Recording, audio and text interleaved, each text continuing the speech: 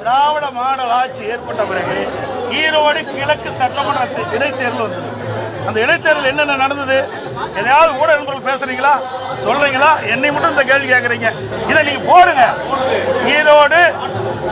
ஈரோடு கிழக்கு சட்டமன்ற இடைத்தேர்தல் போது ஜனநாயக படுகொலை நடைபெற்றது.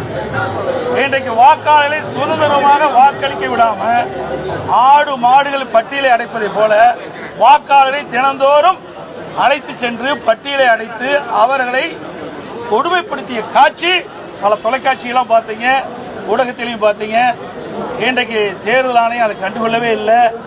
மாநில அரசுக்கு துணை நிற்கின்றது, காவல்துறை துணை நிற்கின்றது, அரசு அதிகாரிகள் துணை நிற்கின்றார்கள்.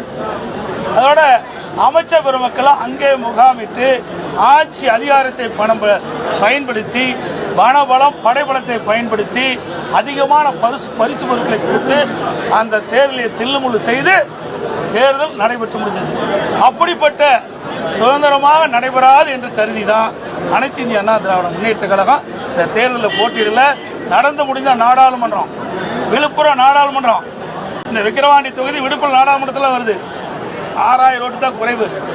இப்பவே என்ன ஓட்டு வந்துன்னு தெரியுது.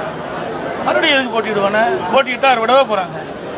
எனக்கு எல்லா ஆட்சி அதிகார பலத்தையும் பயன்படுத்துவாங்க, பணத்தை வாரி இறைப்பாங்க,